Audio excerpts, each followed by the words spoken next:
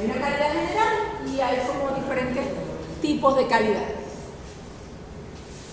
Cuando hablamos de calidad, yo tengo siempre varias definiciones de los diferentes autores que han trabajado con calidad. Calidad no exclusiva de alimentos, calidad aplicable de un carro, un teléfono, o sea, un concepto amplio de un bien o de un servicio que también puede ser de calidad, que se nos esté prestando, el internet, lo que sea, tiene unos parámetros o unos indicadores de calidad.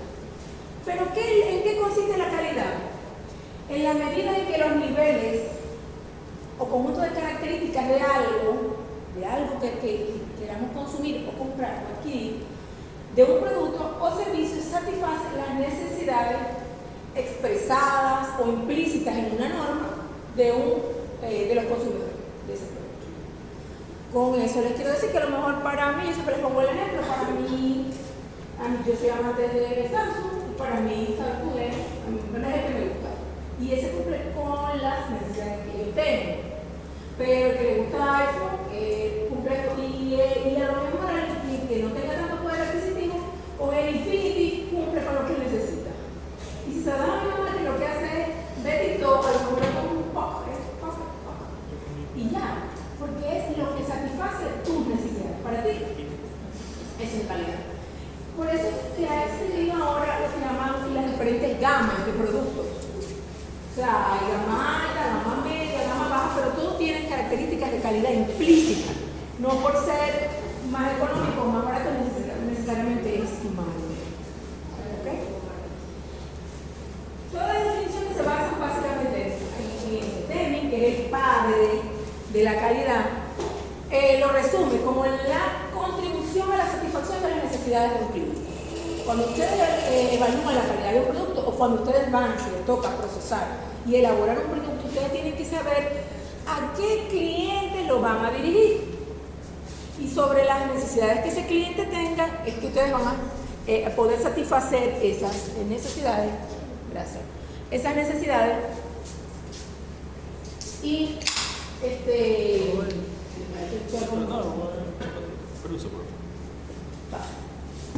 y entonces poder diseñar un producto que cubra eso, ¿no? No podemos nunca, la calidad es como un sistema, no podemos nunca estar en espalda a los requerimientos o necesidades de los posibles consumidores.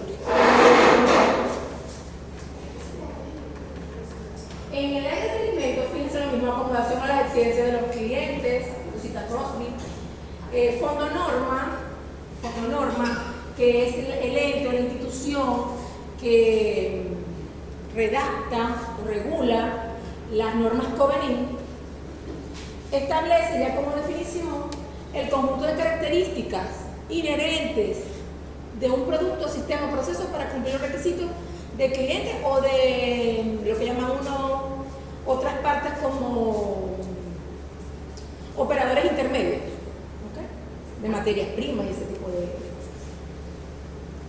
Nosotros, cuando evaluamos las características de calidad como profesionales, nos basamos en ver que cumpla con las características que establece el Fondo Norma para un producto mínimo que establece el Fondo Norma. Quizás el país se ha quedado atrasado en algunas otras medidas de calidad y hay criterios internacionales. Establece la Organización Mundial de la Salud, establece el Código Alimentario, establece la calidad. Entonces, empresas que exportan o que llevan productos como las camaroneras, esas empresas trabajan en función de las necesidades y requerimientos que tienen esos consumidores y esas entidades. No solamente se llevan por lo que dice Fondo Norma. Bueno, ISO 9000, que es algo que es mundial también, que está desarrollado en todos los países, hay muchos sistemas. Habla ya en la ISO 9000 como calidad como el grado y un conjunto de características inherentes a un producto cumple con los requisitos. Fíjense que la definición se basa en los mismos. Todo es básicamente lo mismo.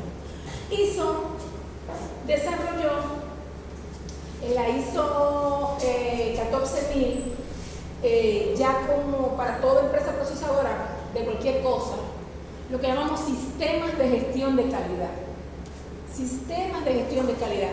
que es como algo macro, no sé si han oído hablar de eso. Es lo que llamamos ahora como calidad total. Esos sistemas de gestión de calidad, imagínense algo macro, tiene metido adentro que se desarrollen las buenas prácticas, que tengan los sistemas HACCP, que tenga sistemas de control de calidad inherentes al producto y tiene, control sobre todo el proceso de elaboración de ese producto, como una forma de garantizar realmente que un producto en toda la cadena de producción cumpla con estándares de calidad. Les decía que veíamos que había diferentes criterios o características a evaluar dependiendo de qué, del tipo de calidad a la que nos enfoquemos. ¿Okay? Porque calidad es como un concepto amplio, es evaluación de características. Pero ¿de qué calidad estaríamos hablando? Podemos estar hablando de calidad sensorial, o sea, que sea bueno, que sea sabroso, o que satisfaga el gusto de un sector de la población. Ahí se evalúan todas las características organolépticas de un producto: gusto, sabor, color, en fin. Desde el punto de vista de la calidad nutricional, ¿verdad? Evaluamos todo lo que tiene que ver con la composición físico-química, macro y micro. Ustedes vieron todas las pruebas, digamos, básicas de plataforma para hacer lo que es un análisis proximal o una composición físico-química en las prácticas 3 y 4. ¿Okay? Creo que 2, 3 y 4. Calidad higiénico-sanitaria tiene que ver con lo que tiene que ver con el control de patógenos o control de bacterias alterantes, ¿okay? O sea, con una serie de pruebas microbiológicas. Ahí pueden estar también metidos los sistemas HACCP. Calidad tecnológica está relacionada, en el caso de alimentos, a las propiedades funcionales que tengan los productos. Por ejemplo, en la carne, la capacidad de retener agua, que se puede perder por manejos inadecuados de los animales en el premorte, en fin.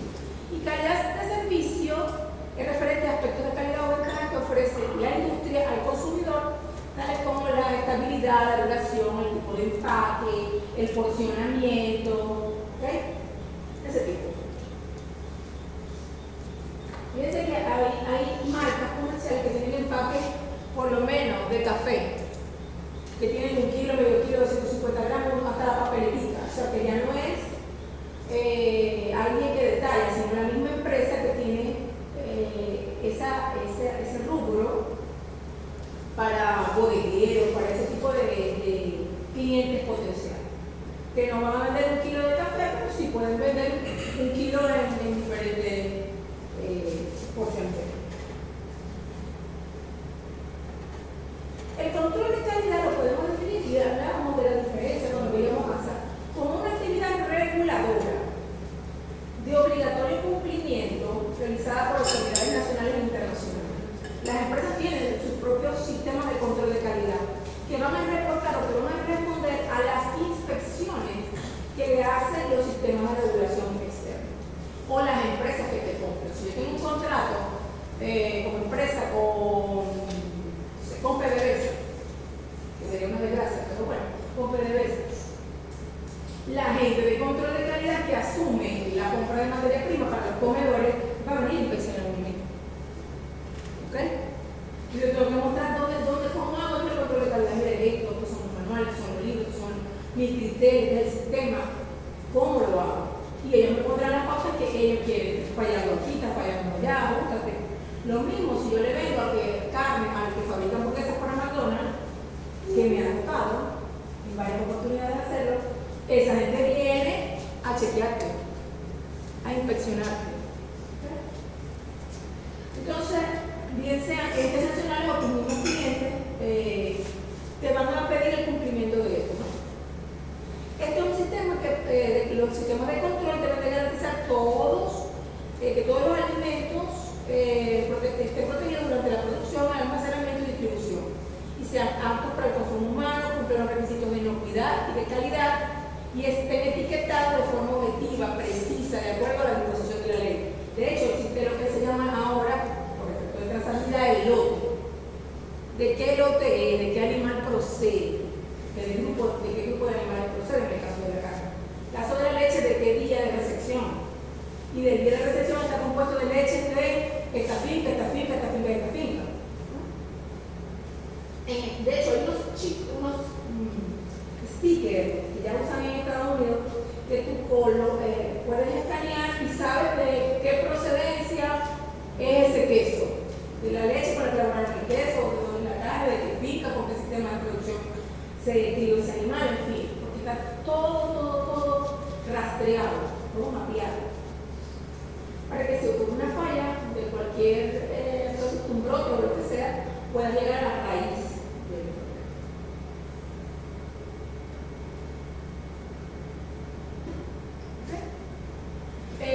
Como les decía, la actividad reguladora es lo mismo.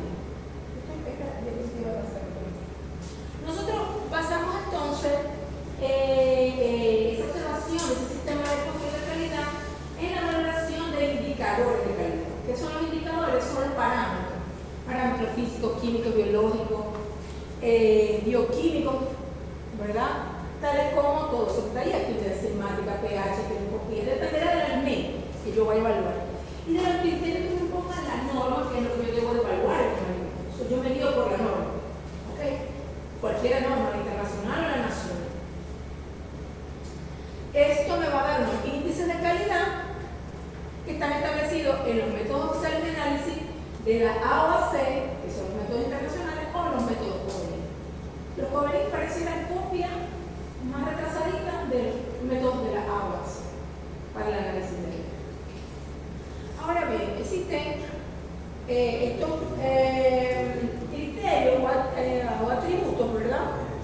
Nosotros podemos decir que existen atributos de pureza, de aceptabilidad, de identidad y de composición, ¿no? A nivel general, ¿no? Los de pureza hablan de que sea controlable o que no se aceptan, porque hay criterios para no aceptar que la presencia de un tipo de microorganismo, bien sea o el control, o sea, el rango, debe estar entre esto y esto, entre 10 a la 3 y 10 a la 4, lo que sea que yo coloque, o que no exista.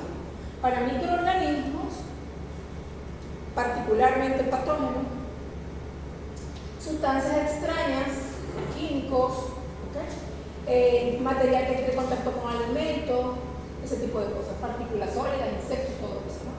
En cuanto a la aceptabilidad, está más relacionado con lo que es las características organolépticas, todo lo que es apariencia, sabor, color, aroma, el grado de frescura o conservación, lo que tiene que ver con la vida útil o el tipo de impacto, y lo que es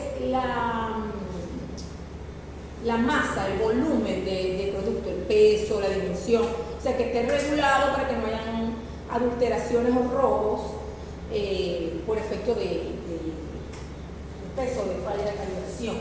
Hay máquinas que te dan esto, ya esto no se hace, digamos, de forma manual, sino que hay máquinas que te porcionan y te colocan, o se vende también de acuerdo al peso. Cuando no viene porcionado, sabemos que hay una variación que puede haber de 100, 150 gramos, te decimos que se vende de acuerdo al peso. ¿Okay? En este país no se hace, pero existen muchos productos que tienen denominación de origen. ¿Han oído el término? Denominación de origen. ¿Lo han oído? Bueno, un producto que tiene denominación de origen es un producto exclusivo de una zona. Yo no puedo hacer, suponte tú, un jamón de Parma si no es hecho en esa zona de Italia. Todo lo que esté afuera, si lo hago con la misma tecnología, no es jamón de Parma. Eso se regularizó y tiene lo que llaman la denominación de origen. El origen geográfico de la elaboración del producto es fundamental. Igual, por lo menos, yo hablo de muchos ejemplos de carne porque es lo que yo más manejo. Por lo menos la carne guayú. ¿Okay? La carne guayú solo y exclusivamente es de animales COVID, de criados en la China, de un sistema y un manejo con un tipo de alimentación. Así yo transporte el animal para otros lugares que lo han hecho. Para Argentina, para ese tipo de lugares, ya no es. No tiene el certificado de guayú, tipo guayú. Pasa lo mismo con los quesos. Queso Camembert, queso Roquefort. Hay quesos que tienen, sobre todo los quesos, en muchos pueblos de España o de Francia, de Italia, tienen denominación de origen. Tienen denominación de origen, nada más se producen en esa localidad. Y eso les ha permitido esa competencia dentro del mercado, de mantener esa forma de producción artesanal, esas características propias, y eso le da un valor al producto más elevado. ¿Okay? Y desde el punto de vista de composición o atributos de composición, tiene que ver con lo que son los indicadores físico-químicos, la parte de nutrientes funcionales. ¿Han oído eso? Nutrientes funcionales. ¿No? Nunca han oído hablar de nutrientes funcionales. Por ejemplo, a ver, que me acuerdo. Se refiere, para que entendamos el concepto, cuando algo que tú lo comes no solamente por el valor nutricional que tiene la proteína, ¿ok? Por ejemplo, sino que aparte él tiene una función en el cuerpo, aparte de nutrirte, tiene una función de regularizar algunas enzimas o algunos elementos dentro del cuerpo que te generan salud, ¿ok? Y eso es lo más de moda en la industria alimentaria, los alimentos funcionales. Entonces, unos sirven para regular el colesterol, otros sirven para problemas alergénicos, así. ¿Okay? Y eso es lo que se está estudiando ahorita en los alimentos, ¿no? Factores dietéticos o compuestos bioactivos, estarían los alimentos probióticos. Y complementos, suplementos aditivos, que es una línea bastante desarrollada, donde hay importantes ingresos, donde se modifican los alimentos y se aíslan solo para obtener sobre todo las proteínas o algunos elementos puntuales que yo quiero del alimento, y se da como suplemento. Por lo menos yo quiero extraer de las grasas el omega 3 y el omega 6, ¿okay? y lo extraigo y lo vendo como un aditivo, como un suplemento. Okay. Estos atributos nosotros lo podemos medir, ya eso lo vimos, ¿verdad? A través de métodos convencionales, ya eso lo vimos, no tenemos que volverlo a ver. Pero lo más tradicional que aparece en todas las normas es esto: recuento total de aromas mesófilos, coliformes totales infectables, mohos y levaduras. Casi todos los alimentos, o sobre todo los de origen animal, tienen parapatógenos, sobre todo de clase 2, la salmonela, donde no se permite la presencia. No me interesa la carga, sino ausencia o presencia, lo que se mide. Y el nivel de estafilococosis, hasta qué nivel puede estar, porque acuérdense que el estafilococo produce toxinas ya cuando está por encima de 10 a la 5. Hay métodos rápidos con los que yo me familiarizo más, porque los que hemos trabajado en planta, cuando me podemos estar montando toda esta batería de pruebas, lo que tarde 2 días en una gran respuesta. Entonces yo he trabajado más con lo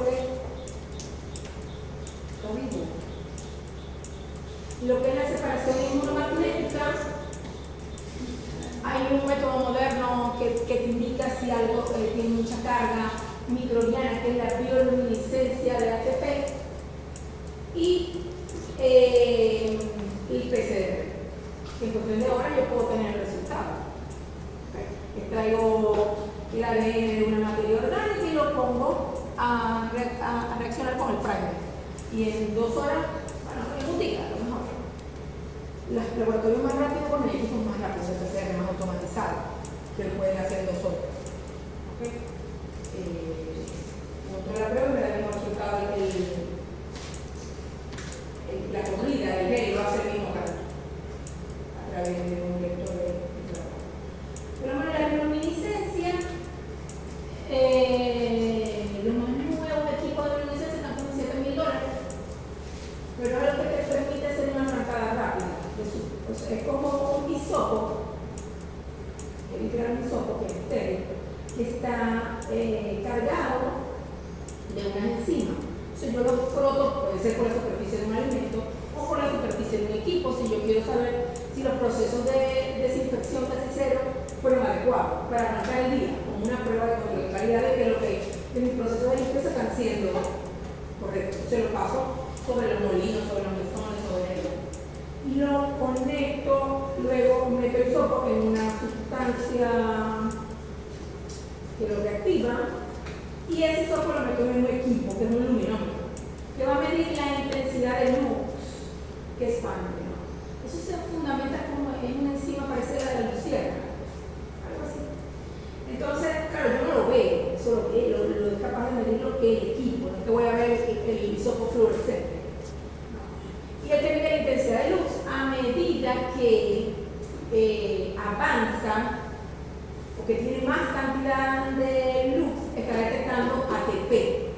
El ATP lo conseguimos en donde haya cosas vivas, que sean materias orgánicas o bacterias. Si yo puedo hacer bioluminiscencia directa en alimentos o bioluminiscencia sobre la superficie. Es muy práctico y el resultado lo tiene en 10 minutos. O sea, es como llegar temprano, hacer la prueba y decir, sí, puedes empezar a usar el equipo, está desinfectado, o va a salir un producto, lo paso sobre el producto y sí está correcto, para liberarlo. PCR es un sistema rápido que dura más de 2 horas y esta separación inmunológica es una prueba serológica, una reacción antígeno-anticuerpo. ¿Cuánto tarda una prueba serológica? Una reacción, 2, 3, 5 minutos, o 15 minutos, donde yo coloco unas perlitas que están con el antígeno y lo hago reaccionar con una solución donde está el anticuerpo que yo quiero. Supongamos que yo quiero detectar salmonela. Tengo el antígeno para la salmonela en unas perlitas y la muestra, hago la extracción de la no lo voy a poner a reaccionar con la carne, con la leche, sino que hago una extracción en líquido y eso coloco las perlitas y luego las extraigo. Las perlitas y las coloco de la reacción. Así de simple es esta reacción. Esto es costoso, evidentemente. Muchas empresas sí tienen la capacidad de pagarlo, otras no. Por lo menos que las pruebas rápidas para hacer ahorita todos los análisis de leche, ya no habría que hacer todo lo que le explicamos nosotros en el laboratorio, que proteína, humedad, ceniza. Ahí si tú metas un equipo que es un lactostano, colocas la muestra de leche, le das clic y en 5 minutos te da un ticket con todo, proteína, humedad, grasa, sólido total, todo. Porque hay sistemas automatizados, costosos, pero te dan la respuesta rápida. ¿Okay? Desde el punto de vista físico-químico, yo te defino lo que es la determinación de proteína, grasa, humedad, ceniza, sólidos totales, sólidos no grasos, como convencional. Hay aparatos modernos que les acabo de decir, el lactocamo, un inflamador que te lo da rápido, que son los mismos resultados, pero hay otros análisis más avanzados que no todos los alimentos se hacen, como lo que es el perfil de aminoácidos. Si yo quiero saber qué aminoácidos tiene un alimento para evaluar desde el punto de vista nutricional o funcional de esa proteína, yo lo voy a hacer con un HPLC. Puedo determinar colesterol y perfiles de ácido graso, que es bastante complicado a través de un cromatógrafo de gas. Puedo determinar pruebas como nitritos residuales para aditivos, contenido de sal, contenido de almidón para ver adulteraciones, ¿okay? en queso o en carne, que puedan agregar ese tipo de aditivos en niveles exagerados que estarían adulterando el producto, porque los productos dentro de su composición te dice que tienen que tener tanto por ciento de proteína, pero proteína de origen animal. O sea, ¿cuánto es lo máximo de almidón que yo le puedo colocar? Porque el almidón también tiene proteína. Ok, dentro de los atributos de aceptabilidad, estos atributos los podemos evaluar a través de la evaluación sensorial o a través de una evaluación instrumental, comparar los resultados. Si lo que detecta el analista lo puedo detectar o no es detectable a nivel objetivo. Todavía para la parte de aceptabilidad o para la parte de evaluación de los atributos sensoriales no existe nada que responda mejor que un individuo, un par que esté entrenado. O sea, él es capaz de medir todo, mientras que desde el punto de vista instrumental yo tengo que tener un equipo para medir el color, un equipo para medir el olor, un equipo para medir la textura. ¿Okay? No lo hace una sola prueba. ¿Okay? Ahora bien, vamos a evaluar un poquito cada uno de esos elementos, ¿okay? Y a definirlos. ¿Qué es el color? Léanlo allí. ¿Qué es el color? Una concepción humana de la propiedad como atributo de apariencia de los productos, su observación permite detectar ciertos y defectos. ¿La oyeron? Sí. Habla despacio. Es una percepción El humana. color es una percepción humana de la luz reflejada por un objeto. Es un atributo de apariencia de los productos y su observación permite detectar ciertas anomalías y defectos. Perfecto. Entonces,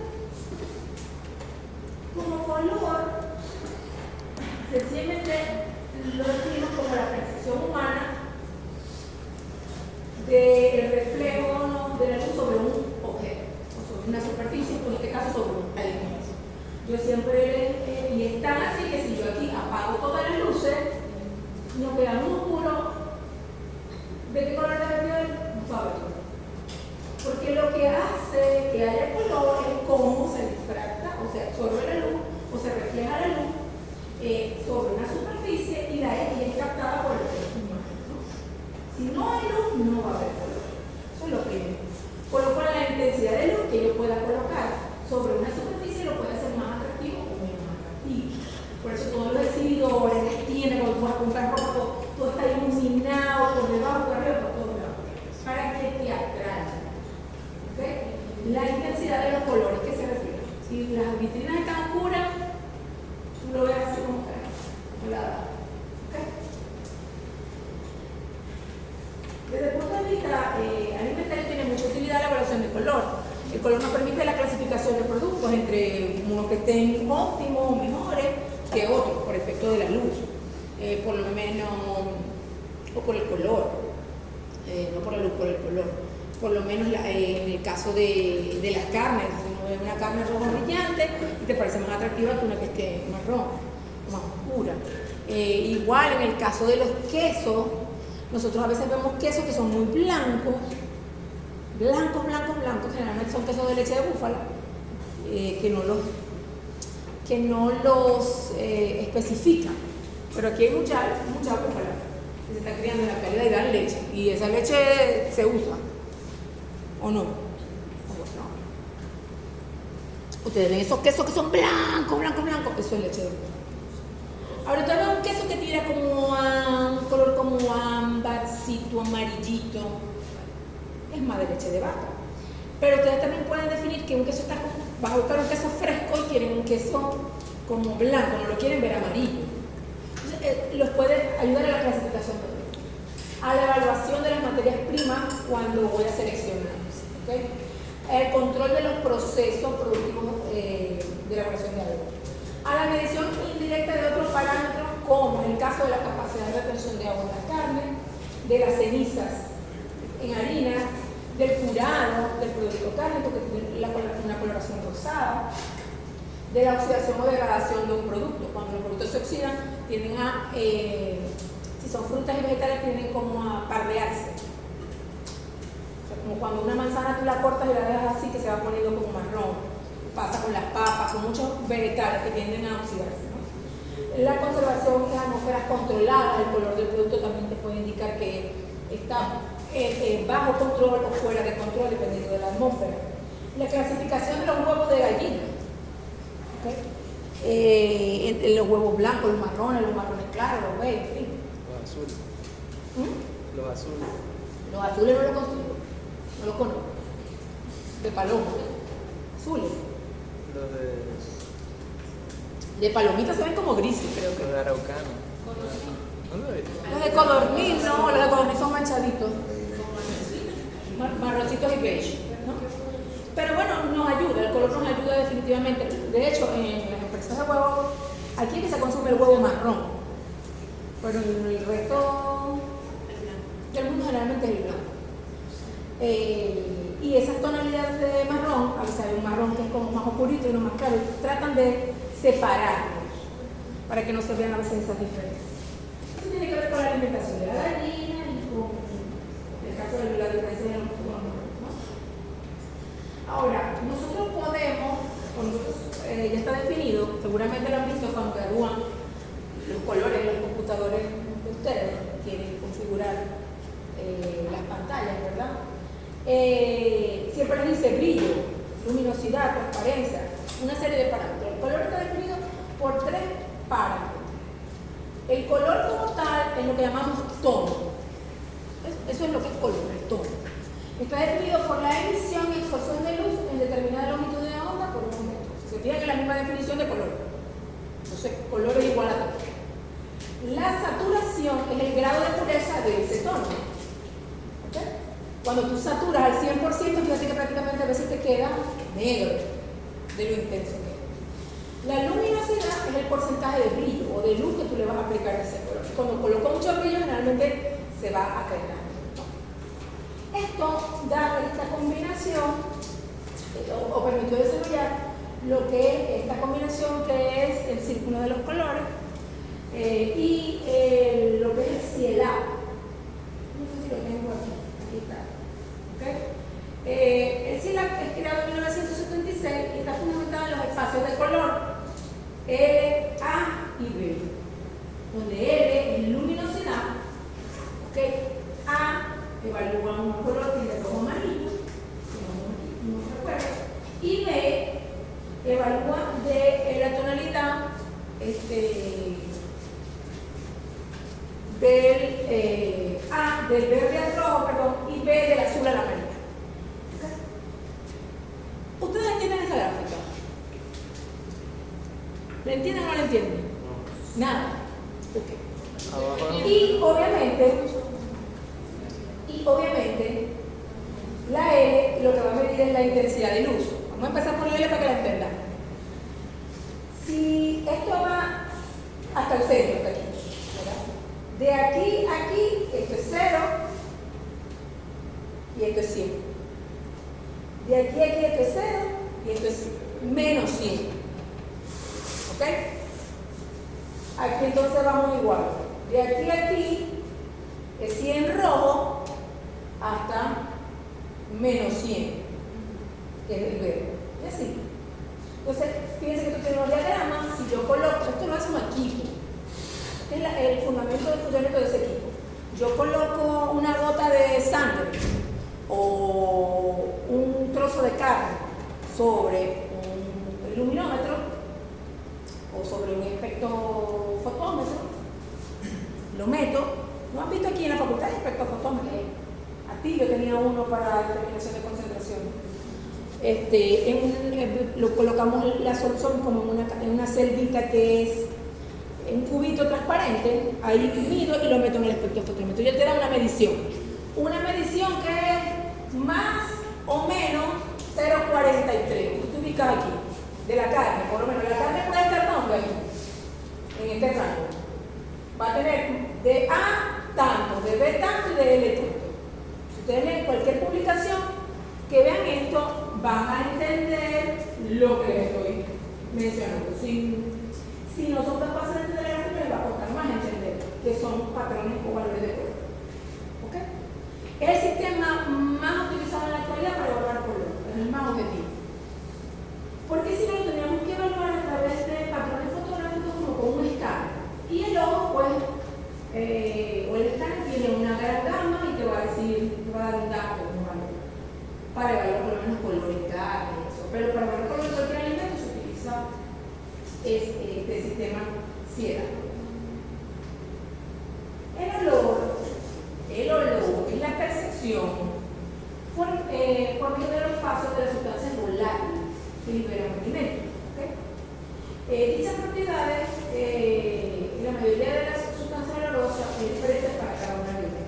Generalmente, en el caso de las carnes y la leche, los olores están dados por los ácidos grasos volátiles que se liberan. Hay otros elementos, pero digamos que no se debe más. Existen unos olores primarios, que son esos que están ahí, alcanforado, etéreos, o sea, que huelen como grasa, almizclados, florales, mentolados, pútridos y picantes. ¿Han determinado el picante como olor? ¿Lo han detectado? Sí. Porque también es importante saber que no todo el mundo tiene los mismos receptores y no son capaces de detectar ambos. Es muy común, por lo menos en el caso del olor a lluvia. Hay gente que no sabe cómo huele la lluvia porque no es capaz de detectar el ozón y hay gente que sí. Entonces eso depende de las habilidades propias del individuo de detectar esos receptores, ¿no? Que tenga esos receptores. Fíjense que hablo de receptores. Los receptores que están a nivel de la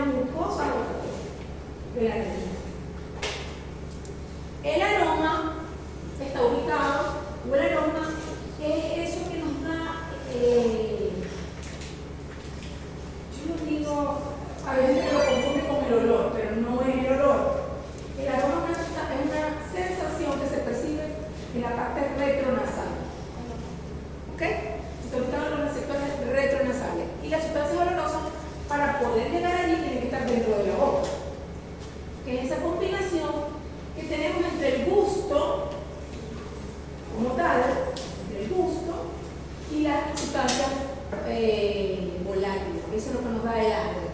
Desde cuando ustedes tienen gripe y ustedes comen, la comida no les sabe a nada. ¿O sí les sabe? A mí no. No es que te quede mal, es que tú no sabes. Tú no percibes porque tienes todo esto congestionado y los receptores que están en la boca. A ti te puede oler bien la comida, quizás la abuela, pero no eres capaz de percibir el aroma. Tú te colocas la comida en la boca y no te sabe. Y parte de esa sensación, aunque el gusto tú lo percibes por las papilas gustativas, la mayor importancia en el sabor está en el aroma, en lo que tú percibes a nivel retronasal, ¿okay? Más que en el gusto. De hecho, a veces tú te colocas algo que te sabe diferente, tú lo colocas en tu boca y inicialmente no te sabe nada, del rato que tú lo estás comiendo, te sabe o te queda el regusto después de que lo comiste, y es por efecto de la boca. Entonces, esta percepción de las mismas sustancias olorosas y aromáticas del alimento, pero tiene que estar puesto en la boca y se percibe por vía retronasal. Generalmente las sustancias volátiles se disuelven en todo lo que es la mucosa del paladar y la faringe y llegan a los receptores de los centros olfatorios. Por eso le mencionamos que es la principal componente del sabor de los alimentos. ¿Qué puede percibirse? Todo lo que son compuestos volátiles, básicamente. Estos compuestos volátiles puedo detectarlos también, no por la nariz, puedo detectarlos a través de una cromatografía de gases, de una espectrofotometría de masa y más modernamente de una nariz electrónica. ¿Okay? Es un equipo que todavía no está tan desarrollado, aunque yo creo que ya ha avanzado, y tiene unos elementos, ¿no? El que está dotado, no es que es una nariz, que ustedes ven una nariz, un equipo, un computador, unos receptores, ¿okay? A los que yo enfrento esas sustancias volátiles. Y en un módulo de muestreo para la adecuación de la muestra gaseosa, obligatoriamente tengo que calentarla para que se volatilice.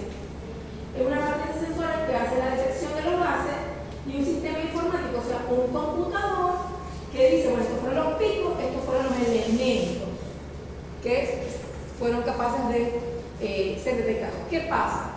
Que para que lo detecte yo tengo que colocar una matriz de sensores.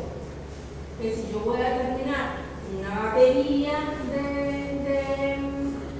de volátiles, o sea, yo por lo menos en cámara sé que hay 7 o 8 volátiles de la grasa, 7 o 8 volátiles productos de composición de proteína.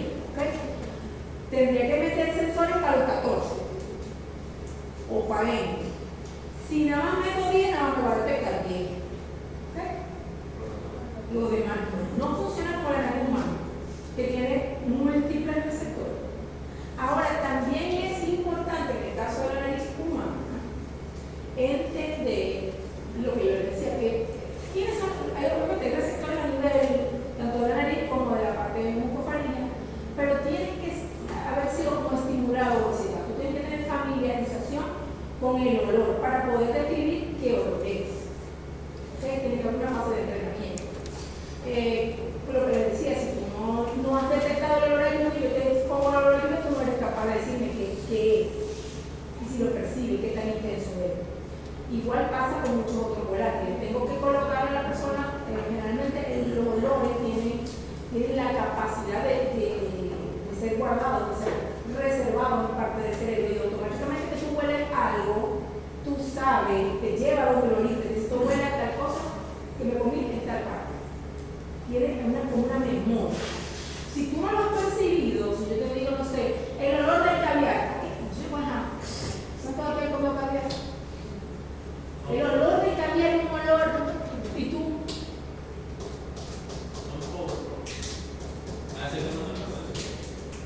Entonces no existe un receptor y un recuerdo asociado, hay una conexión. En cuanto al gusto y al sabor, ya sabemos que existen diferencias, ¿verdad?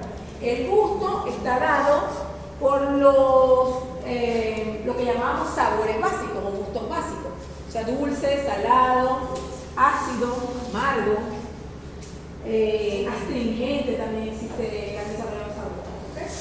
Pero básicamente eso, lo que nos enseñaron en kinder, ¿no? O en primaria.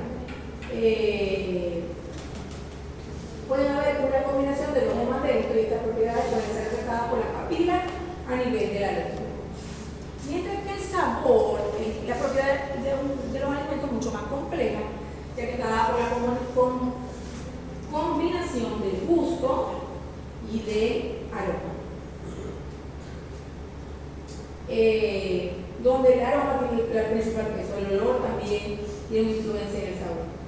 Por lo tanto, su medición y su apreciación son más complejas que las dadas por cada propiedad por separado. Quizás el sabor, no hay un equipo todavía automatizado que lo pueda detectar, porque es una combinación compleja. Pero los panelistas sí pueden detectar perfectamente el sabor. La textura es un conjunto de propiedades mecánicas, geométricas y de superficie de un producto que son percibidas por los receptores mecánicos, táctiles y cuando corresponda por receptores visuales y auditivos. Por ejemplo, nosotros yo siempre le recuerdo algo que en esta materia que niveles conmigo, cuando nosotros, a mí me hacían hacer una lámina con diferentes texturas y uno le ponía arena, tela, ya no me acuerdo, paja, y uno veía las diferentes texturas que habían dentro de una cantidad de una gama. Imagínense las texturas dentro de los alimentos. No solamente las puedo tocar, a lo mejor las puedo oír. Algo puede ser crocante, crujiente, y en un alimento eso es lo que yo quiero evaluar. Porque si yo estoy fabricando chitrí, que es mi chuchería preferida, lo máximo, el Dorito y el chitrí, no existe nada mejor que eso. No existe. No, el chitrí y el Dorito. Yo quiero que cuando yo muerda el Dorito, ese sonido maravilloso. Ese espumante de la Coca-Cola cuando la vacío, ese sonido, esas burbujas, yo quiero eso. ¿Ok? Entonces, esa textura que puedo percibir, a lo mejor por receptores auditivos, ¿qué textura tiene el refresco? Líquido. No le puedo hacer más nada. ¿Ok? Pero es que yo puedo ver la textura dentro de los líquidos, si es que tienen algún sonido, si es que tienen. ¿Qué es lo que quiero? Y fíjense que ese sonido es lo que me dice a mí que el refresco está bueno o malo. Esto se dañó. Yo no tengo que batir el refresco. Si yo sirvo ese refresco y no suena, esto está mal. Esto está mal. ¿Ok? Entonces, fíjense, las propiedades mecánicas, como su nombre lo indica, son aquellas relacionadas, lo que yo voy a empezar a hacer, reaccionar a un alimento contra un equipo o contra un individuo. ¿Ok? Llamémoslo panelista. Las propiedades mecánicas son aquellas relacionadas con la reacción del producto frente al esfuerzo. Cuando yo lo quiero cortar, ¿cómo se comporta él? Cuando yo lo quiero romper, cuando lo quiero cortar, cuando lo quiero apretar. Las propiedades geométricas tienen que ver con la medida, forma y distribución de las partículas dentro del producto. Si tiene una textura gruesa, pasta, es fibroso. ¿Okay? Y las propiedades de superficie son todas aquellas relacionadas con las sensaciones producidas por la humedad y el contenido de grasa. O sea, si él se adosa, si a nivel, por lo menos en la boca, si me quedan residuos en los dientes, si me queda la untuosidad como el alimento, esos que se pegan, como si ustedes se comieran un caramelo masticable que queda pegado a los dientes o al paladar o al carrillo de la parte. Eso a nivel de individuo, pero esto también lo puedo evaluar con un equipo que se llama texturómetro. ¿Okay? La evaluación instrumental de la textura, como les digo, puede ser de forma empírica, ¿okay? O podemos usar pruebas que llamamos imitativas. ¿Imitativas de qué? De la masticación, que imitan la mordida. Esto lo hacemos con lo que llamamos texturómetro y hacemos un análisis de perfil de textura. ¿Ok? propiedades físicas innatas de los materiales.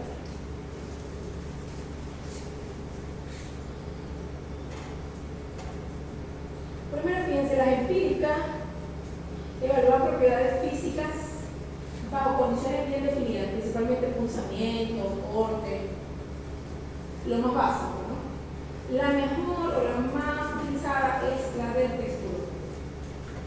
Esto que está aquí, nosotros en el laboratorio tenemos un equipo parecido a esto, es un Warner plástico, ¿no? Que lo que tiene es una cuchilla, de diferentes formas de cuchilla, y mide la fuerza en libras o en kilos que hace para cortar un producto.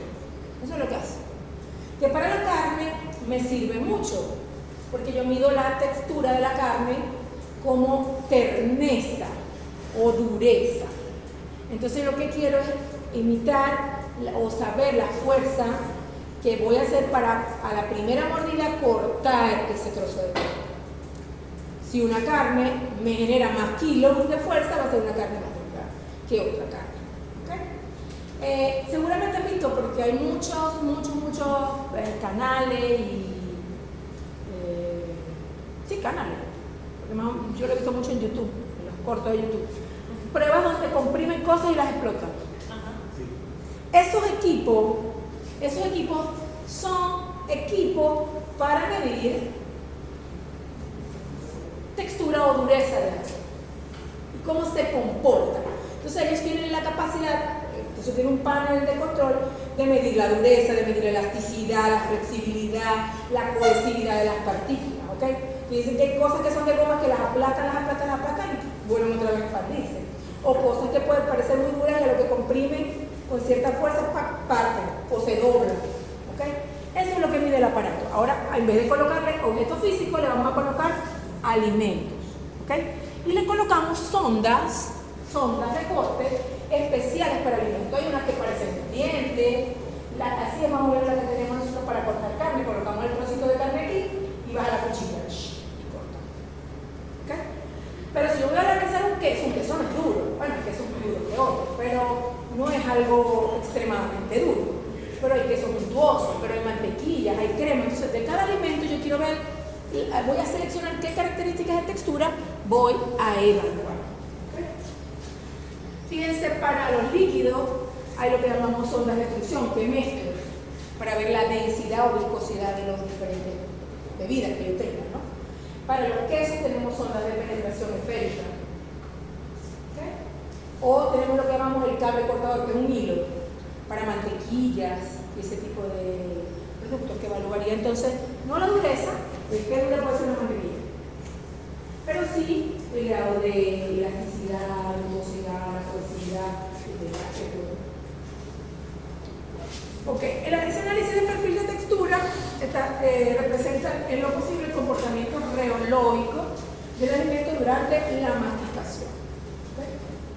¿Okay? Se coloca una muestra de alimento de tamaño de un mordisco, de un bocado, dependiendo de la sonda que yo le vaya a colocar. ¿Okay? Y las características de textura evaluada más comunes no son las únicas, eso dependerá de la sonda que yo le coloque. Son la fracturabilidad, la dureza, la cohesividad, la adhesividad, la elasticidad, la gomosidad y la masticabilidad. Fíjense que algo puede ser muy duro, como un caramelo, pero se fractura fácilmente. O algo puede ser muy blanco y no se rompa. ¿Okay? Por la cohesividad. Entonces yo mido todo junto, cuánto tiene de fracturabilidad, cuánto de cohesividad, o mido los atributos que a mí me interesen en un determinado alimento. Ahora, fíjense qué es la dureza. La dureza es la fuerza máxima requerida para comprimir un alimento entre los molares. Y el punto que medimos dureza generalmente es el primer mordisco. Porque ¿qué pasa? Que a medida que yo voy mordiendo, la fuerza va a ir disminuyendo. Entonces no me sirve evaluar dureza al mordisco 10, no me sirve. Si yo voy a evaluar dureza con un panelista es a la primera mordida o con los incisivos o con los molares. Hay técnicas que son con los incisivos. ¿Se entiende, verdad? Sí. Eso. ¿Cuánto tardo yo? Hablo con los incisivos porque generalmente nosotros cortamos la carne con los incisivos. Entonces, si yo logro cortar, ¿qué tan dura me parece? A la primera vez. La fracturabilidad es la fuerza con la cual una muestra de alimento se desmiga, se desbarata, se desmorona. O se fractura o se hace pedazo muy pequeño. ¿Ok? ¿Cuánta fuerza le tengo que colocar? En el caso de la carne no se fractura. ¿Ok? Un caramelo se fractura, el hielo se fractura. ¿Ok? En el caso de la carne, no es que, o sea, no la vamos a lograr romper así. No valoraríamos fracturabilidad, valoraríamos dureza.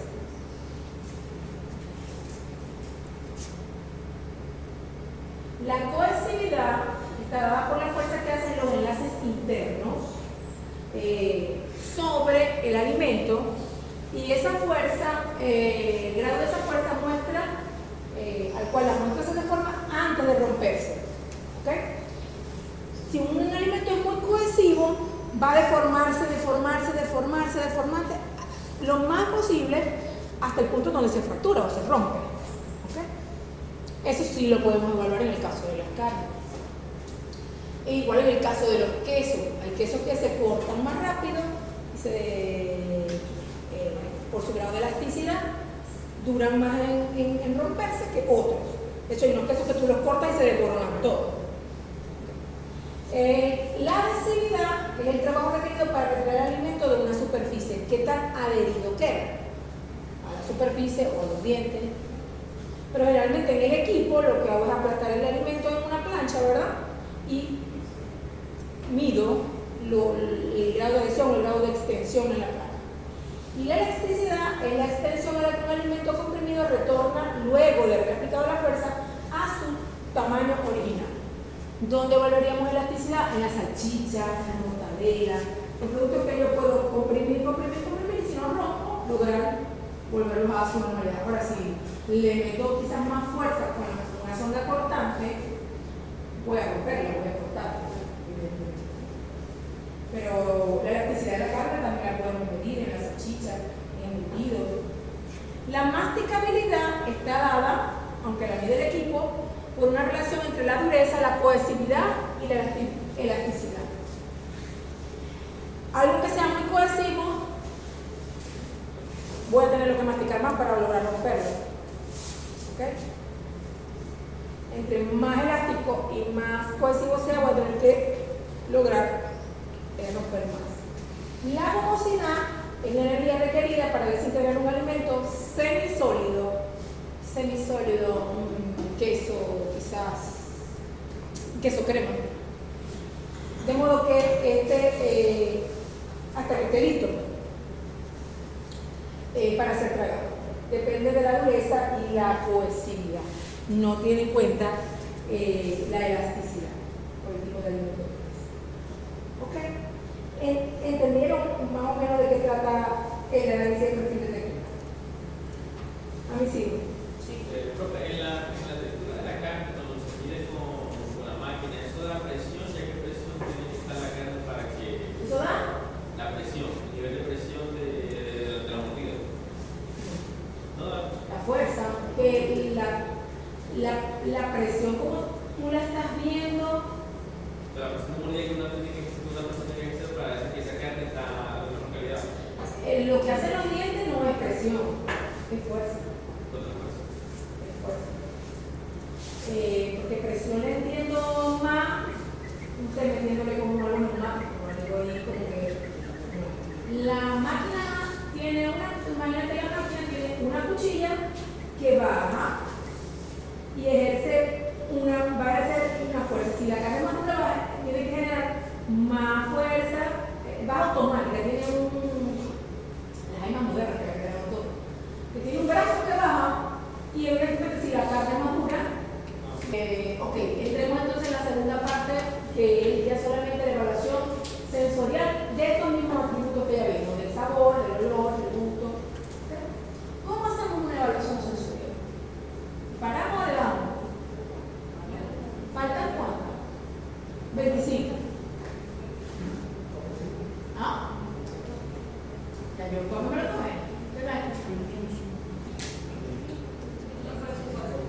8:44. Bueno, si quieren vayan a la que estamos aquí o le damos. Ustedes me dicen.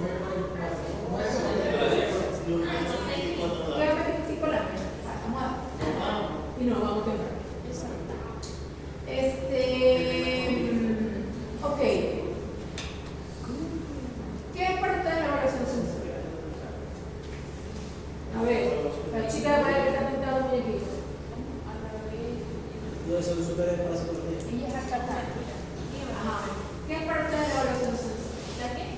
Evaluación sensorial. La evaluación de las propiedades de la molécula. Evaluación de la propiedad analítica a través de quién? De los órganos de sentido.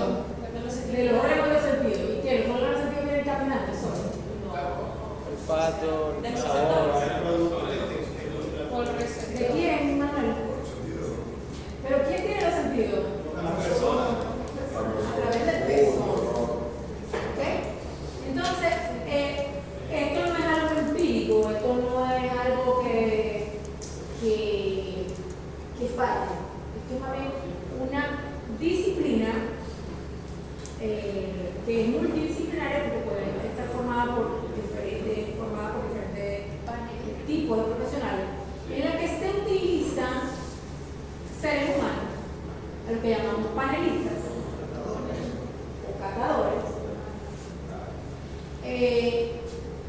En todas sus vamos a utilizar los órganos de los sentidos, bien sea vista, olfato, gusto, tacto y oído, si es el caso, para evaluar las características sensoriales, características organolépticas de un alimento. Punto. O la aceptabilidad de un alimento. Hay dos cosas que medir, que siempre en el enredo de ustedes. Hay dos cosas que mide el panelista. O evalúa el alimento, o evalúa al consumidor. ¿Okay?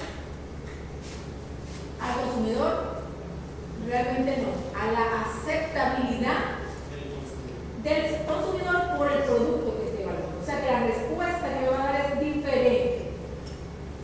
Por ejemplo, no es lo mismo, a ver aquí, que yo te diga, párate. A ver, chica, tú, sin miedo, tú pásala, pásate. Ajá, chica. Si yo les digo a ustedes, descríbanme, ¿cómo te llamas tú? Descríbanme a usted. Guapo. Coño, dije chica, ¿verdad? Que eres chica y chico. Coño, pues, por favor, pónganmela fácil. Hay que ser muy inclusivos, profe. Ah, aquí hay ellas. Aquí todos son ellos. Aquí todos somos ellas. Somos no me incluyo. Estoy muy vieja para eso, no me luce. Ajá, simpático. ¿De qué tamaño? Promedio. No es alto, no es bajo. Normal. Tamaño promedio. Normal no estaría bien dicho. ¿Qué más tiene? Tiene cobre. Pelado. ¿A qué más tenemos ahí? Están describiendo a Miguel. José. Están describiendo a José. Ahora sí yo les digo. Miren a José. ¿Pagarían por José? Claro. Para llevarse la plaza de la tarde. ¿Pagarían por José? Ahora yo le dije aquí a lo mejor lava los platos. ¿Pagarían por José? Cocina, plancha, lava. Esa es la diferencia. En una evalúo el producto, en otra evalúo si ustedes comprarían, consumirían a el producto. ¿Quién da más? ¿Ok? ¿Ven la diferencia? Siéntate, José, gracias. ¿Ven la diferencia? ¿Ok? No hay forma de confundirse, ¿eh? Yo me gusta José. Pago por José. ¿Quién da más? ¿Quién da más por José? ¿Ok? Entonces, ¿ven cuál es el enfoque? ¿Cuál es la diferencia del tipo de evaluación sensorial que queremos hacer? ¿Ok? No vamos. No lo vi. Ok. Aplicaciones de control de calidad. Como una prueba final de producto. Salió el producto. Va a salir al mercado un producto nuevo. Tengo que aplicar evaluación sensorial. De hecho, ustedes lo ven en los supermercados cuando van a sacar un producto que les dan a probar. A veces le dicen la marca o a veces no. Depende del nivel en el que está la prueba. ¿Ok? Colocan unas chicas bien lindas, prueba aquí y tal, y a veces les hacen unas preguntas y la anotan en una encuesta. O les dan el papelito y les dicen que la anoten. ¿Ok? Para el desarrollo de nuevos productos, para el mejoramiento de productos ya existentes, para la reducción del costo de producción, porque después que sacamos un producto a la calle que a nadie le guste, ¿qué vamos a hacer? O sea que dentro de nuestras empresas tenemos que tener un área de desarrollo de nuevos productos y evaluación de productos de salida. Y para evaluar, ya aquí está, todo esto es aplicado al producto. ¿Ok? Y para evaluar la aceptación del consumidor, que al final es lo que a mí me interesa. ¿Ok? Por eso de la calidad, lo que significa. El instrumento dijimos que era el catador o el panelista, y existen entonces, dependiendo de lo que queramos evaluar, si es el producto o al consumidor, dos tipos de panelistas y dos tipos de pruebas. Paneles entrenados para evaluación de productos, que constan de 5 a 8 personas, que llevan un proceso de entrenamiento sobre un atributo específico. Por eso que ellos le llamamos catador. Lo que me sirve para cerveza no son lo que me sirve para refresco, ni lo que me sirve para carne, ni lo que me sirve para leche. Cada quien lleva un entrenamiento en los atributos y características de ese alimento. Se hace profesional en la evaluación de ese alimento. Se hace como ver un instrumento de medición. Y yo a esas 5 personas me las puedo llevar a cualquier parte y me deben de dar la respuesta. Funciona como un equipo. Les doy algo y son capaces de darle una puntuación que es objetiva. Porque ella tiene todas las técnicas de evaluación del producto, saben cuál es el rango, saben cuando algo es, imagínense los de carne, cuando algo es duro y cuando algo es tierno, ellos saben cuál es el rango.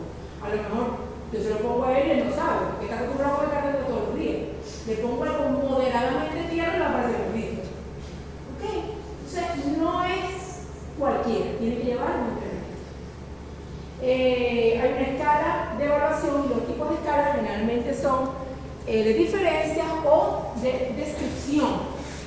descripción. En el otro panelista que no es entrenado, el número de panelistas aumenta, el número de la prueba aumenta. Mínimo 100, máximo lo que usted quiera, pero nosotros ponemos 500. ¿Por qué? Porque, bueno, aquí hay mucha variación, no lleva ningún entrenamiento, y entonces yo estoy evaluando una salsa con tomate. A esta le gusta el tomate, solo le gusta la salsa, a esta le gusta más dulce, esta quiere la gente, esta me da puntuación negativa, a que le gusta, a que sí. Entonces, tú tienes que tener una gran cantidad de datos para luego analizar tu campana de Gauss y poder definir si a esa población de consumidores no le gustó o sí le gustó. O sea, puntuaciones negativas o excesivamente positivas en un cúmulo de más observaciones se van a perder, van a ser básicamente indetectables. Mientras que si lo vamos así, pues si no le gustó, ¿qué vamos a hacer? ¿Le pusiste malo? Las características de todo panelista, ojalá fueran consumidores y no consumidores, para entrenados o no entrenados, es esto aplica más que todo para los entrenados, pero ojalá fueran todos. Evidentemente tiene que tener una aceptabilidad por el producto que va a votar. Si nosotros vamos a hacer un panel de catadores entrenados para la evaluación de productos del mar, vamos a ver a camarones. ¿Usted es alérgico al camarón? No me sirve. ¿No le gusta el camarón? No me sirve. Porque su apreciación del producto va a ser mala. No será afectado por enfermedades respiratorias básicas. No es una persona que viene con una alergia, un estornudo aquí en la punta de la nariz y una pulmonación nasal espontánea. No me sirve. Porque sus receptores van a estar alterados. No me sirve. No presentar, esto representa el 1% de la población, creo que el 1 o el 0,1, no presentar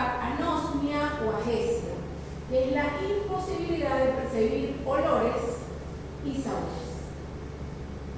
¿Ok? No perciben, no tienen una, andan como con COVID todo el tiempo. No perciben nada. ¿Ok? No utilizar elementos que perturben la evaluación, bien sea maquillaje, perfume con olores fuertes, fragancias, ese tipo de cosas que interfieren. Fíjense, cuando ustedes prueban un perfume, ustedes huelen el primero, los demás no huelen nada, todo te huele igual. Por lo mismo, van a oler algo neutral, pero igualito, a veces los receptores están ya tan saturados que no eres capaz de percibir las diferencias entre uno y otro. Yo siempre compro el número 1 o el número 2, porque ya después de ahí no huele nada. Hasta 3. Mira, si me das el 5, ya no sé si el que me gustaba más del 5, pero ya no me acuerdo. ¿Ok?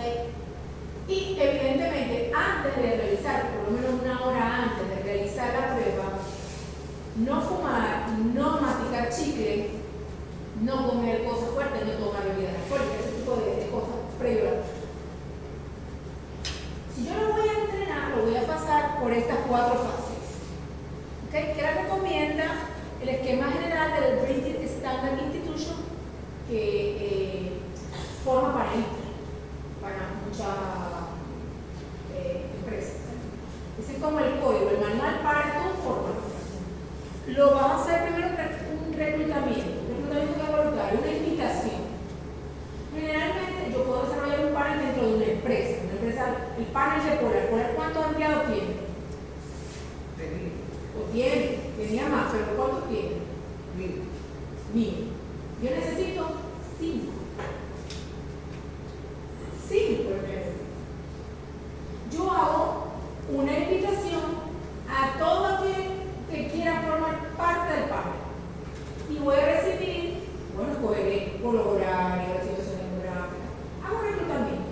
Y de esa cantidad de personas que lleguen, me voy a quedar con 20, con 30, que voy a pasar a la fase de selección, ¿ok?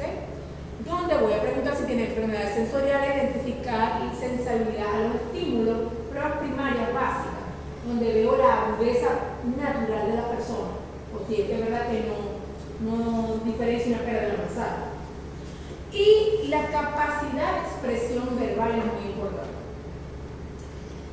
Me quedo entonces de esos 30 o 40, llegaron 100, me quedé con 20 y luego selecciono de esos 20 quizás 15, que son los que voy a pasar a la fase de entrenamiento.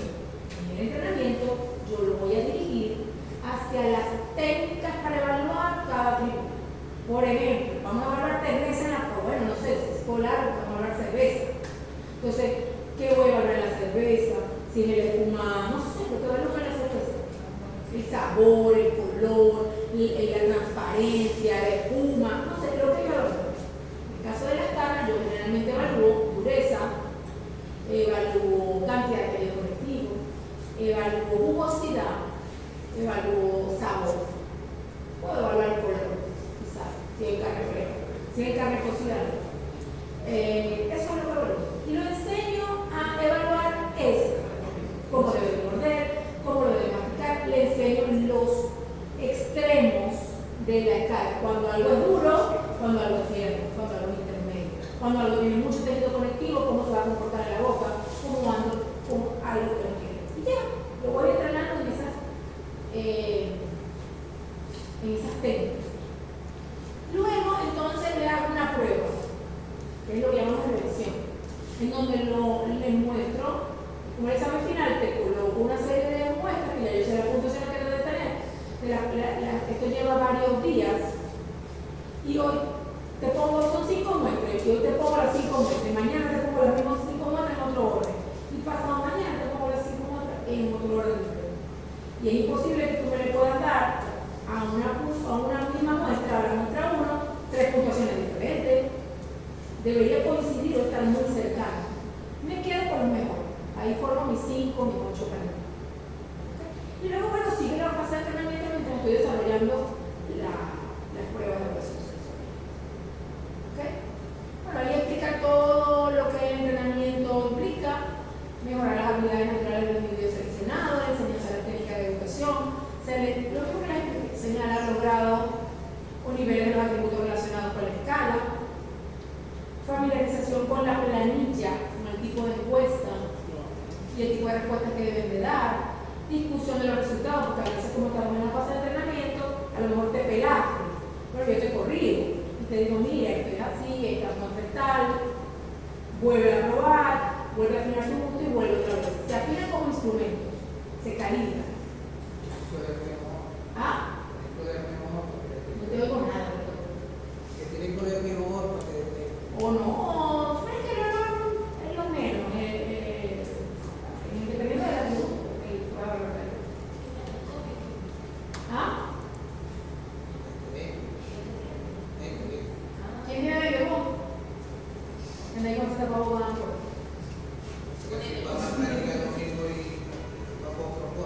Ponete.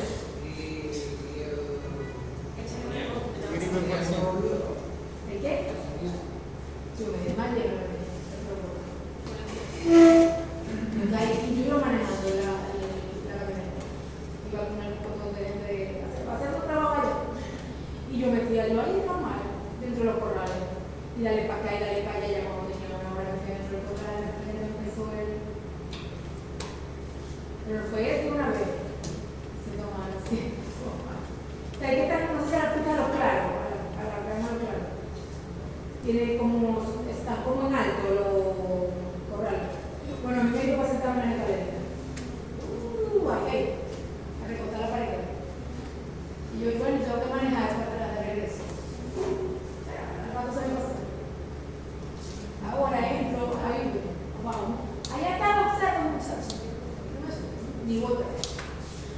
Ok, tipo de pruebas sensoriales. Ya lo entrené. Ahora vamos a ver la prueba. Vamos a evaluar un alimento. Y vamos a ver qué prueba. La prueba va a depender si yo quiero describir el alimento o saber evaluar la aceptabilidad del consumidor. Eso depende. Activen pruebas discriminativas y pruebas descriptivas. Ambas dos, para redundar, son para evaluar el producto. Y hay lo que llamamos pruebas afectivas. Fíjense, la prueba discriminativa me permite saber si existen diferencias. No me dice en qué son diferentes ni en qué magnitud son diferentes.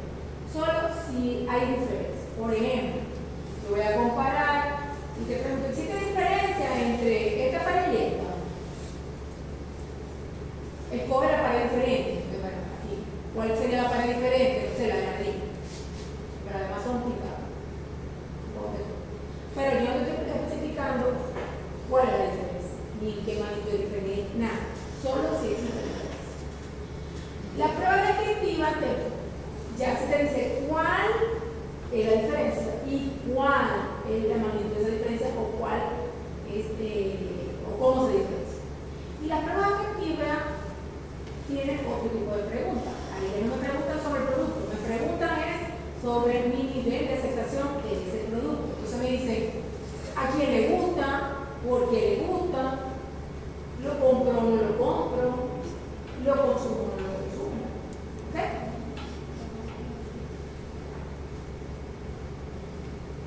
Fíjense, las dos primeras se emplean personas seleccionadas y entrenadas y la tercera se sirve para consumidores no entrenados. Aquí están descritas todas las pruebas o las más comunes, porque hay un libro así de este tamaño de pruebas. Entre los ensayos sensoriales analíticos entraría la de diferencia y la descriptiva.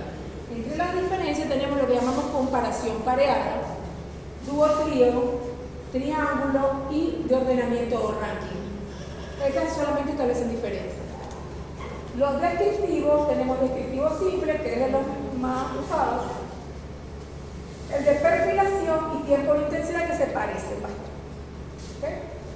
Y entre los afectivos tenemos de preferencia, de aceptabilidad y de nivel de agrado. Hay tres pruebas que podemos aplicar de tipo afectivo.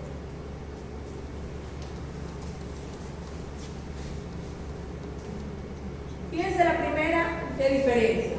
Primero teníamos ahí comparación pareada.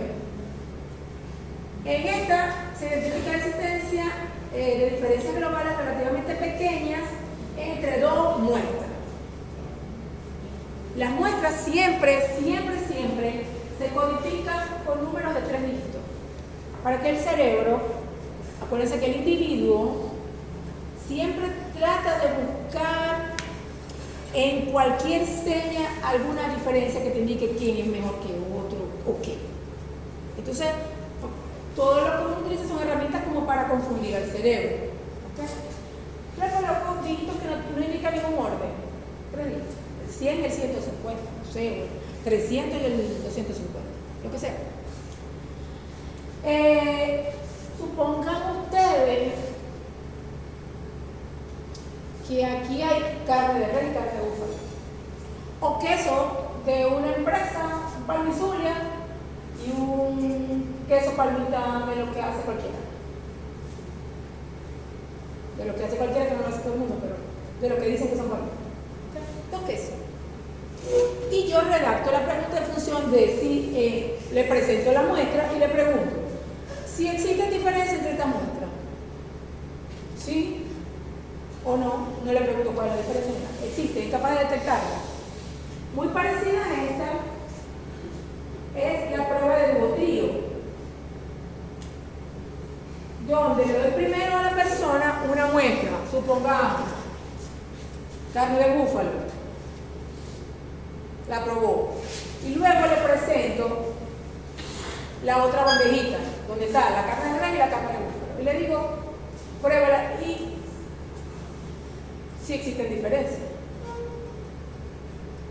O le puedo preguntar, seleccione la muestra similar a la que probó, o si existen diferencias entre estas dos muestras, en fin.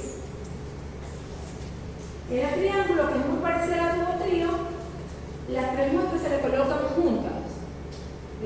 Sobre lo que le digo, primero prueba la muestra número tal, o la referencia, y luego prueba la otra muestra y detecta cuál es diferente o cuál es igual a la primera muestra que tengo. Las pruebas de entrenamiento ranqueo también son muy utilizadas, donde te doy, imagínense, de hecho nosotros lo hacemos mucho cuando hacemos la cata de queso. Lo hemos hecho varias veces en el Hotel del Lago, para la feria y eso, hacemos los concursos de queso. Luego nosotros ranqueamos la muestra por las observaciones de lo que le gustó o no le gustó a los panelistas. Y yo te digo, bueno, suponte tú, estamos evaluando el sabor de un queso. El sabor de un queso. Ordéname los quesos de mayor o de mejor sabor al de peor sabor, o el de grado de intensidad de sal del queso, lo que fuera, el atributo que yo quiero, de dureza del queso, ¿okay? Y él es capaz de ordenarme, o sea, de ver que existen diferencias entre quesos y me lo ordena a un parámetro. ¿Okay?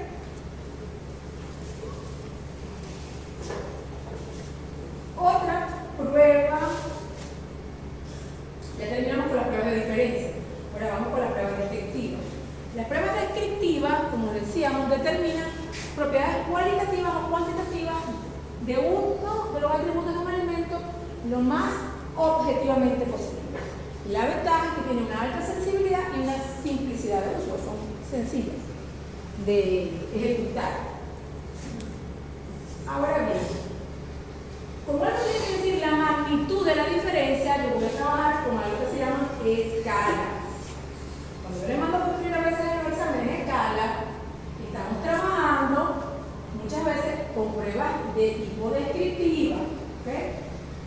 Hay escalas nominales, ordinales y de intervalo y categoría.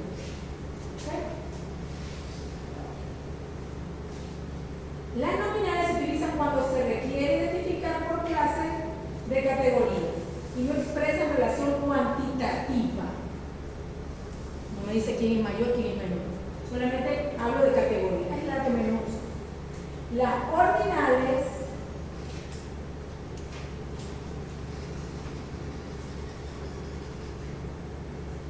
pueden ser de representación verbal o gráfica, pueden tener una estructura de presentación que sea de tipo estructurada y no estructurada, y por las sensaciones percibidas pueden ser polares o bipolares. Todo esto es como se construye una escala. Yo les puedo decir a ustedes, realicen una prueba sensorial para un queso, usando para ello una escala ordinal de representación verbal no estructurada o estructurada, con sensación percibida bipolar. Y ustedes deberían ser capaces de por lo menos armar algo parecido. ¿Ok?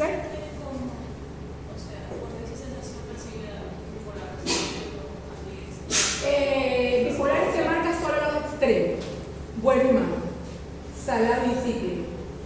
¿Ok? Y polares, digamos, no colocas los dos extremos, sino que colocas todos los ramos. ¿Ok? Es más o menos eso. Fíjense, este tipo de escala, ¿ok? Es una escala de tipo estructurada, es una escala verbal, porque estoy describiendo todo, ¿no? Devolvamos para acá. Es una escala verbal, estructurada y polar. ¿Okay?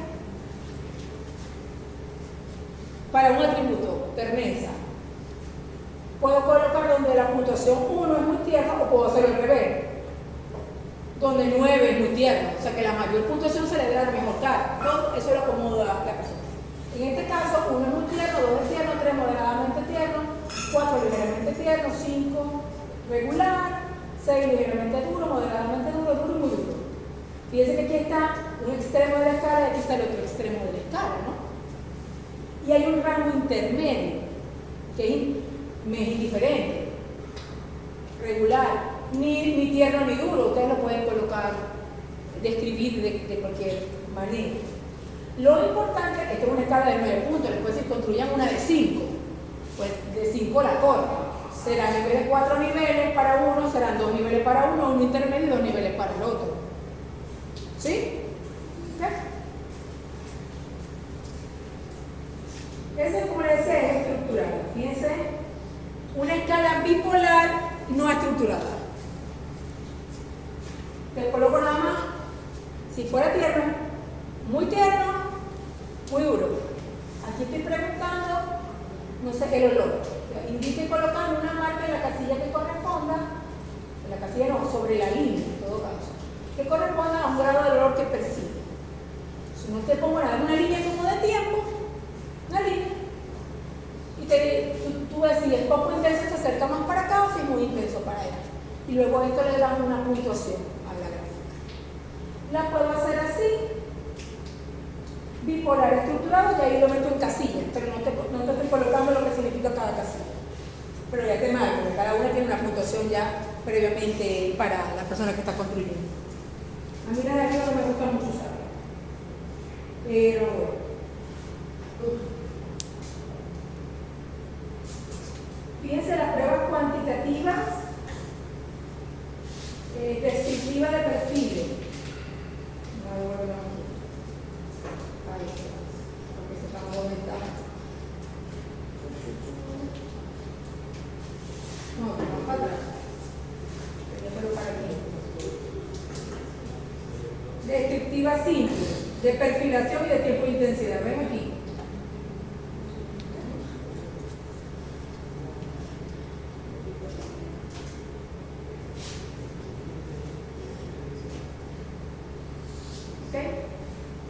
Esta prueba de perfiles es considerada como el primer paso a la hora de caracterizar un producto, ¿no? Genera un vocabulario, se genera un vocabulario con sexo con el panelista que describa el atributo que van a evaluar, es el olor, el sabor, la textura. O sea, el panelista que va a evaluar, porque un panelista está familiarizado con ese caso, sabe cuando es algo muy tierno, cuando es algo que está familiarizado. Si yo le coloco a ustedes la escala, pues no van a saber usarla bien. Esta prueba nos da información de los componentes aislados que puedan percibirse por el olfato y el gusto, de la intensidad de estos componentes y de la calidad total del producto que se desarrolla. La prueba de tiempo e intensidad consiste en medir la duración de la intensidad del estímulo durante el momento en que entra en contacto con la boca. Si es el sabor, generalmente se usa para olores, aromas o sabores, es, tú pruebas algo, esa sensación, cuán intensa es y cuánto te dura. Okay, para eso también hay una escala y generalmente permite evaluar compuestos del gusto, como dulce, amargo, compuestos volátiles del sabor. Generalmente se usa para eso. Fíjense cómo puede una intensidad desaparecer. Entonces tú mides el tiempo que te dura la intensidad.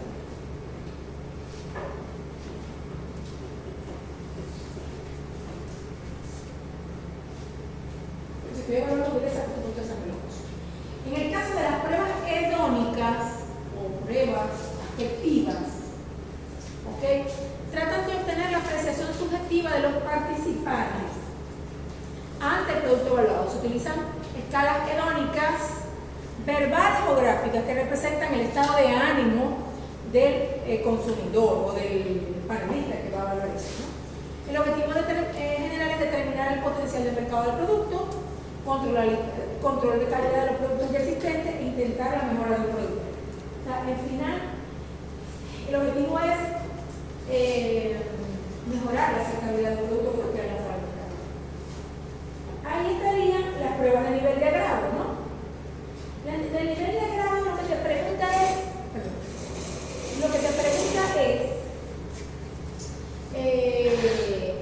ella hace referencia a la atracción subjetiva que tiene una persona por un alimento que se le esté presentando, ¿no? Y logra obtener una respuesta personal, ya sea de aceptación, de preferencia, y se puede identificar el nivel de aceptación o de rechazo.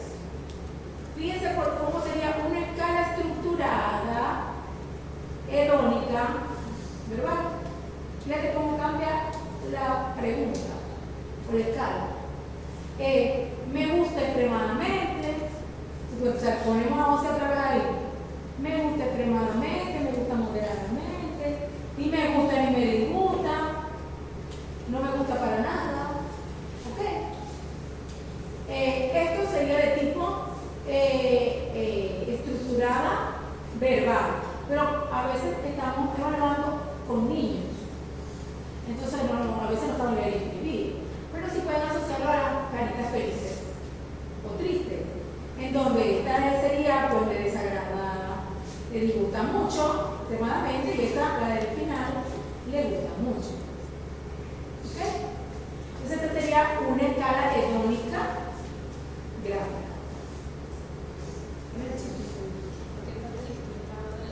No le gusta, y no hay ninguno que esté triste. La reacción es guácala.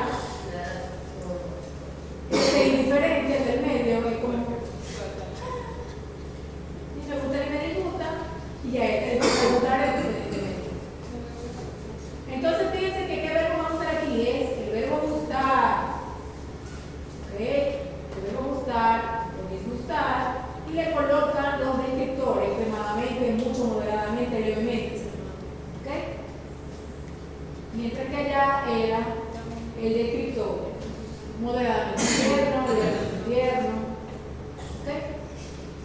Hay otra prueba hedónica que dice de nivel de agrado. Hay otra prueba que es de preferencia, que pudiera parecer igual, pero no lo son. Si yo te coloco dos muestras que te gustan y te pregunto cuál tú prefieres, ya cambia. Si yo paro a José y a Manuel, ¿qué tendríamos que hacer ahora? Los dos me caen bien, los dos me gustan, pero ¿cuál prefiero? Ya no vamos a hacer esa pregunta, pero ustedes se la pueden responder. ¿Okay?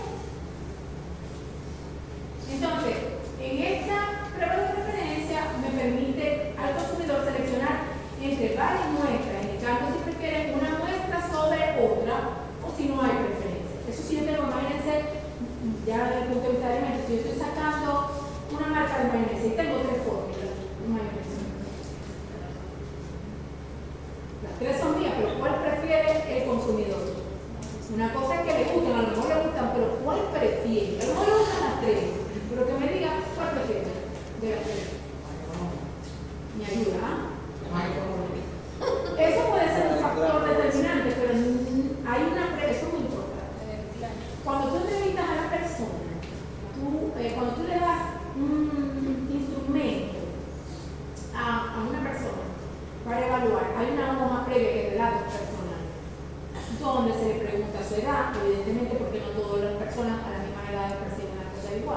ni tienen el mismo nivel de gusto por un tipo de alimento que por otro. Le preguntas su nivel de ingreso, entre un rango, entre tantos y tantos dólares, ahorita sería entre menos de $100, entre 100 y 200, entre 200 y 500, así. Le preguntas cosas demográficas, ¿no? que te dan una sensibilidad a que las respuestas puedan estar afectadas por esa sensibilidad. Generalmente el precio, cuando tú evalúas el producto, no lo tomas en cuenta, ¿okay? A menos que sea uno de los elementos que tú le indiques al panelista. Ahí al final, si tú tienes que tener muy claro cuál es tu objetivo. Si vas a evaluar la fórmula, porque tú quieres escoger la fórmula de tu producto que va a salir, y ya después tú vas a ver cómo vas a competir con el precio. Eso ya es otra cosa, pero no a nivel de precio. Generalmente el producto que sale nuevo siempre va a tener el precio más bajo en el mercado, porque tienes que construir la mano. Pero no nos metamos en el precio ni en este mundo. ¿Okay? Solamente en las características por ejemplo. Porque la prueba gráfica no te va a no tiene como medirte ese nivel de escoge el más barato, no. Porque tú estás escogiendo entre un producto similar. Supón tú, jamones hay mucho. Jamones hay mucho y hay de todos los precios, pero ninguno cuesta $2.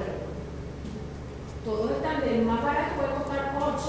Sí, te jamones más. Pero lo he preguntado. ¿Ah? Se está diciendo que preguntó el precio. Igual no recibo mucho. ¿Quién es eso? Sí, Sí, la razón es que el chico de Japón puede estar más barato que el queso. En la mayoría de supermercados. pero en el supermercado, pero ¿Sabes? El que era de Pavo, que era enfrente de. Pasan un ratito el barrito. No, el que estaba enfrente del colegio médico veterinario. El supermercado que está ahí, ya tenemos pago. no me acuerdo. Bueno, ahí hay una vez en Japón y eso cuesta $6, hay de 6 hasta $8. Bueno, donde yo compro son de 10, 11, 12, 13, 14. Ah, no, o sea, no, ridículo, de verdad. Amor, Plum Rover, no te cuesta darme algo de $12. La fina, No llegó allá, el presupuesto no llega al final. Pero, o sea, los jamones, no, lo que yo he visto más barato valen mucho. Y son el Alimex, el Arechuga es un poquito más caro, como 9. Pero el Alimex, hay un Don Diego, una marca así, valen 8 $8. El Arepero, un poquito más Yo barato, compraba 6. la piel de tigre ahí, sale más rentable. 4 Voy a ver que se compra, no se compra él. Y tanto que antes del colegio médico veterinario. 4 los árabes no tenemos ni jamón de comer. Si el kilo de carne cuesta, de carne de cerdo, cuesta $6. ¿Cómo el jamón va a costar $6? Agua, harina, aire, esos son jamones muy malas calidad. Porque ¿cuánto cuesta una tocineta, el kilo de tocineta? ¿Es porque es caro? ¿Por qué es caro? Porque es carne, luego te estás comiendo de barato con carne de cerdo, agua, ligante, harina, entendedores, carbohidratos, un poquito de carne de cerdo, colorante y demás. Esa es la única forma, porque si tú partes de una materia que cuesta $6 como el jamón, que tiene un proceso tecnológico, te va a costar 5 o 4. No existe. No es jamón.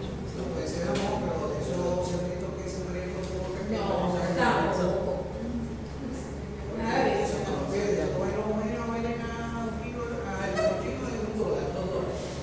Ok, fíjense la ventaja de esto, porque salgamos que ya no participo. La ventaja de la prueba de preferencia es que si sí no requiere entrenamiento, pues son pruebas de Donick, evidentemente. La limitación es que requiere un gran número de evaluadores, lo mismo que todas las pruebas de Donick. No señala la diferencia entre las muestras, solo la preferencia. Miren una encuesta de tipo Edwin. ¿Qué están probando ahí? 2 muestras de salchichas calientes. Bueno, dice manzana. Entonces, no es el ejemplo. Pero borra manzana y coloca salchicha, no importa, es lo mismo. Y se pide a los panelistas indicar cuál de las 2 muestras le gusta más. Entonces fíjense, colocan el nombre del catador.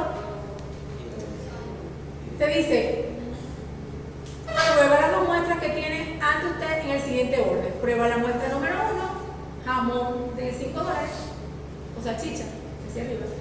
En segundo lugar, la muestra 374. E indique No te dice cuál es el nivel de la intensidad, no te dice si esta te gusta o te disgusta, tampoco te está diciendo eso. Te dice, indica cuál es la muestra que prefieres. Y tú colocas la receta. ¿Ok? Fíjense lo diferente que es la encuesta o la forma de preguntar dependiendo de la prueba. A lo mejor las dos muestras son malas. A lo mejor las dos muestras son malas. Te está forzando a coger una entre las malas o una entre las buenas. ¿Okay? Mientras que la prueba anterior sí te indica que me des tu nivel de aceptación o de rechazo sobre esa muestra. La diferencia. Por último tenemos las pruebas de aceptabilidad, donde se emplea para determinar el grado de aceptación de un producto utilizando escalas de categorías, pruebas de ordenamiento y de comparación pareja. O sea, usamos aquellas pruebas que veíamos inicialmente para la aceptabilidad. ¿Ok? Las ventajas se las revisan ustedes. Esto es una prueba de, no sé si tiene arriba, una prueba de este tipo en donde colocas el nombre, la fecha y tú le indicas, pruebas cada una de las muestras, en este caso de carne de res, en el orden indicado y asignale un valor como si hicieran una prueba de ordenamiento a la que tenga la textura más aceptable para ti o la textura que más te guste. Aquí tampoco te estoy diciendo qué te pareció, si este es muy te gusta mucho, te disgusta. Ordénamela. Desde la que más te guste a la que menos te guste. Su textura, su sabor, o el atributo que yo quiera evaluar. ¿Ok? Y tú le asignas el rango ahí. Puedes hacerlo de forma de ordenamiento, que es la más común, o se puede hacer como comparación pareja. Que comparo y escoge la que más te gusta. También puede ser. ¿Dónde debo hacer, ya por último, dónde se hace la evaluación sensorial? Normalmente debemos hacerlo en un laboratorio que tiene estas dos áreas. Un área de evaluación, que es donde están las cabinas de degustación, son estas, que están separadas físicamente con una pared, con una barrera, y individualmente entre cada panelista, donde tú no veas la reacción del otro, que le gusta, que no le gusta, donde no haya comunicación verbal ni visual. ¿Okay? Porque a lo mejor él está probando la muestra 1 y tú la 5, y a lo mejor la muestra 1 no le gusta y a ti tú ves la cara y dices, vértale. Y tú apenas estás probando la 5. Porque la muestra no se la entregan a todos en el mismo orden, eso es otra cosa. ¿Ok? Entonces esa área tiene un área de evaluación, que es la cabina, y un área de discusión. Es una especie de mesa redonda donde terminamos la evaluación y vamos a evaluar la encuesta, la escala que nos pareció la prueba, en fin. ¿Okay? Y un área de preparación de la muestra. Donde está un área de cocción y un área de preparación de la muestra, en el caso de que sean productos cocidos. Las muestras se deben de dar tal cual y como se consumen. Si vamos a evaluar queso, no hay nada que cocinar. No hay nada que cocinar. Pero sí debe tener una preparación uniforme. Todos los quesos del mismo tamaño, no unos trozos grandes, no unos trozos pequeños. Todos uniformes del mismo peso. Es la muestra de todos los elementos que vamos a probar. ¿Por qué? Porque acuérdense que todo lo vamos a tratar. El panelista todo trata de diferenciar. Porque este queso es más grande, porque este es más pequeño, este tiene huequito, este no lo tiene, este es mejor, este es peor. ¿Okay? Profe, ¿y no se corta todos los quesos con el mismo cuchillo? Sí. En ese caso, sí.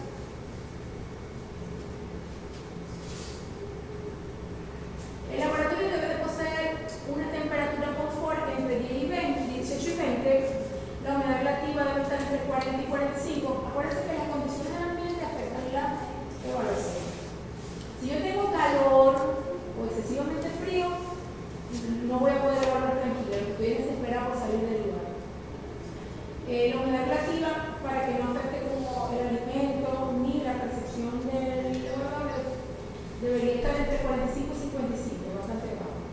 Debe estar alejado de ruidos y olores que puedan afectar a los panelistas.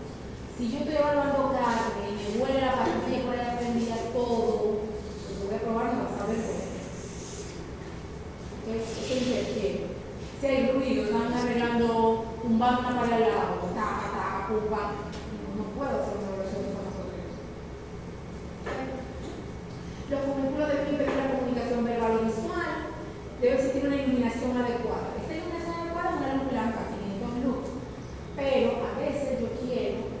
enmascarar el color del producto, porque estoy evaluando características que no son el color, pero que el color me puede interferir la apreciación. Por ejemplo, carne de búfalo, ahora carne de búfalo, que es más oscura. A lo mejor yo quiero evaluar la terneza y el sabor de la carne de búfalo. Entonces, no permito que vean el color generalmente, sino que coloco un bombillo azul, un bombillo rojo, donde el color pues no sea percibido de forma normal, pues, sino que esté enmascarado.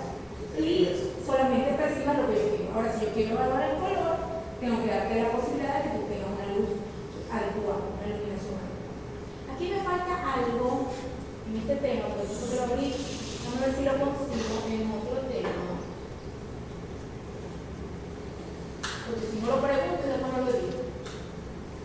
A ver.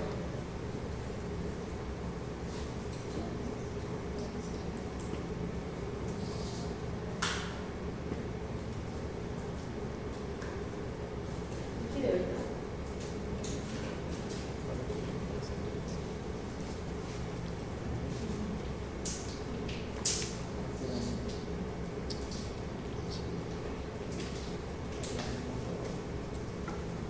Vamos a ver si aquí.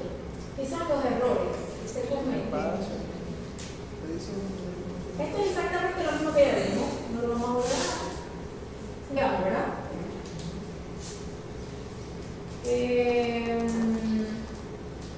Generalmente, y para la evaluación sensorial de cualquier línea de producto, no tomamos más del 1% de la muestra. Puede ser menos. La preparación de la muestra, yo les decía que yo igual te voy a pegar esto con aquello y les paso toda la presentación. La preparación debe ser dependiendo de cómo se consume el producto. Si vamos a presentar jamones, ¿cómo lo presentamos? ¿Crudo o lo cocinamos? ¿O crudo no? ¿Cómo está listo o lo cocinamos? Lo calentamos. ¿Cómo está listo? Cortaríamos cubitos, más o menos de 1 centímetro por 1 centímetro, o 1.5 por 1.5, tratando de hacerlo de forma uniforme. Lo vamos a codificar. Para esto nos podemos ayudar de la tabla de números aleatorios. Colocamos códigos de 3 cifras. Códigos de 3 cifras. Y vamos a tomar en cuenta la secuencia de presentación. Si tenemos 5 panelistas, al 1 le doy la 5, al 2 la 4, al 3 la. Luego la segunda muestra, o sea, el 1 va a probar la 5, la 4, la 3, la 2 y la 1 primero, así en ese orden. El 2 va a probar la 4, la 1, la 3, la 2 y la 5. El 3 va a probar la 1, la 2, la 3, la 4, la 5 y así. Cada uno la tiene que presentar, probar en órdenes diferentes. Parece fácil. Es muy complicado a la hora de organizarlo, pero bueno, esto es práctica. Pero lo importante es que se fije con antelación el orden de presentación de la muestra, para que no haya enredo. Ni deje de probar las 5 muestras. También debería haber un exceso de muestras por jornada de evaluación porque se agotan los sectores para dar una buena. Deberían ser entre 5 y 8 muestras más. Esto es como va preparada la bandeja que va a usar el panelista o el consumidor, el panelista entrenado. Lleva un vaso con agua para que entre muestra y muestra pueda tomar agua, limpiar los receptores, la boca. Un vaso para descartar o decantar, porque no necesariamente si no te gusta la muestra, pues la tienes que consumir. Tú pruebas y puedes descartarla. También es que llega un momento que tampoco ya te la quieres comer. Si tenemos un rato, a mí me ha tocado ser tapadora de queso y son 35 muestras en un día. Yo no quiero comer más queso. Después que he probado el queso número 15, yo no quiero comer queso. Lo pruebo y lo otro, lo pruebo y lo otro. No es un queso como porque es que fatiga. Un vaso con la muestra identificada con el código de 3 números. Servilletas, palillos para tomar la muestra, planilla y bolígrafo para anotar. Me gusta mucho las encuestas, se hacen digitales por Google Forms. Y ahí te ponen la escala, la pregunta, la escala, los valores y todo. Tú seleccionas. Allá y es más rápido. La modernidad. Y a eso vamos a ver una foto de cómo se ve. Pero lo pueden hacer igual